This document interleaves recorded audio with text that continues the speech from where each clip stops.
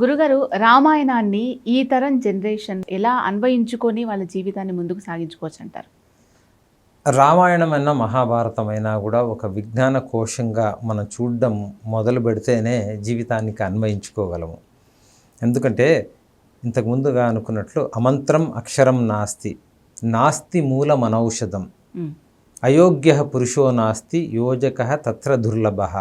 అంటే మంత్రత్వం అంటే శబ్ద శక్తి లేని అక్షరం లేదు, ఔషధానికి పనికిరాని వేరు లేదు, యోగ్యత లేని పురుషుడు అంటే ఇక్కడ స్త్రీ పురుష భేదం కాదు. 84 లక్షల జీవరాశులలో వాటికి ఉన్నదానికంటే మనుషులకు ఒక విశేషమైన శక్తి ఉంది, దాన్ని వివేచన అంటారు. మిగతా వాటితో సామాన్యంగా మనకు జంతువులన్నిటిలో కూడా ఆహారం, నిద్ర, భయం, తర్వాత మనల్ని పిల్లలను కనడం పెంచడం, ఇటువంటి అవన్నీ కూడా మనకు సామాన్యంగా మనకు వివేచన అన్నది ఉంది కాబట్టి దానిని సంపూర్ణంగా ఉపయోగించుకొని ఇది ఒక జ్ఞాన భాండాగారం అని శంకరాచార్యుల వారు అందుకనే అంటారు, జంతువునాం నరజన్మ దుర్లభం అని. ఆ దుర్లభమైన నరజన్మ పొందిన మనము దీనిని ఒక జ్ఞాన భాండాగారంగా చూస్తే జీవితానికి కావలసిన మార్గాన్ని మనకు సూచించే విధంగా రామస్య అయనం అంటే రాముడు నడిచిన బాట కాబట్టి ఆ బాటలో మనం నడిచే ప్రయత్నం చేద్దాము. సీతాచరితం జీవించి చూపించింది సీతమ్మ. ఆ సీతమ్మ చరిత్రను చూసి స్ఫూర్తిని తెలుసుకుందాము. పౌలస్య వధ అంటే రావణుని వధ, మనలో రావణత్వం లేకుండా చేసుకుందాము. గురుగారు, మరి ఈ తరం వాళ్ళు రాముడిలా మగవాళ్ళు, సీతాదేవిలా ఆడవాళ్ళు ఉండగలరంటారా? ఉంటున్నారంటారా? ఉంటున్నారా అంటే రెండు విధాలమ్మా. నేనంటాను, లౌకికంగా చెప్తే మనము ఈ జ్ఞానం తీసుకొని వీళ్ళు అలా ఉంటున్నారా ఉండరా అన్నది ఒక కోణం, మనం అలా ఉంటున్నామా లేదా అన్నది ముఖ్యమైనది. ఎందుకంటే మన లోపల విషయాలు ఏ విధంగా ఉంటాయి. ఇప్పుడు ఎక్కడికైనా కంపెనీలో వెళ్తే స్వాట్ అనాలిసిస్ అన్నది చాలా విశేషంగా, స్ట్రెంగ్త్, వీక్నెస్, ఆపర్చునిటీ, థ్రెట్ అంటున్నారు కదా. అలా మనలో ఉన్న సహజ సిద్ధమైన స్ట్రెంగ్త్ ఏవి?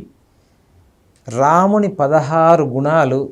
ఈ ప్రశ్నతో మొదలవుతుంది రామాయణం. రామాయణం ఎలా మొదలవుతుందంటే ఇటువంటి విశేషమైన 16 గుణాలున్న వ్యక్తులు ఎవరైనా ఉన్నారా అంటే ఒకరేంటంటే చాలామంది ఉన్నారు. ముఖ్యంగా సీతారాములు, హనుమంతుల వారు అని చెప్తున్నప్పుడు ఆ గుణాలలో ఒక్క గుణాన్నైనా మనం అలవర్చుకోవాలి అని. ఆ గుణాలను మనం మొదట పేర్లు తెలుసుకొని ఆ గుణాలు ఉన్నవారు ఎలా జీవిస్తారు అన్న విషయాలు తెలుసుకుని ఆ స్ఫూర్తితో మనం జీవించగలిగితే బాగుంటుంది.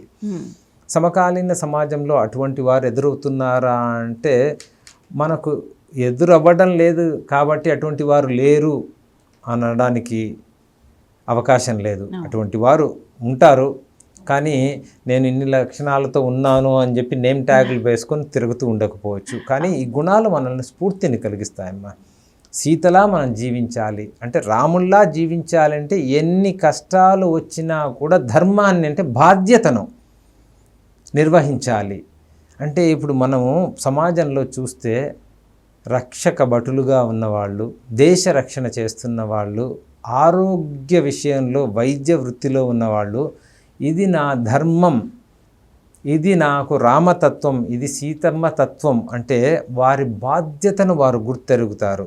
మనం కూడా కృతేచ ప్రతికర్తవ్యం ఏష ధర్మ సనాతనః అని రామాయణంలో ఒక గొప్ప సందేశం ఉంది. మీకు మంచి చేసిన వారు ఎవరైనా ఉంటే వారి జీవితాంతం, వారి తరతరాలకు మంచి చేయండి అని. ఇది రామతత్వం.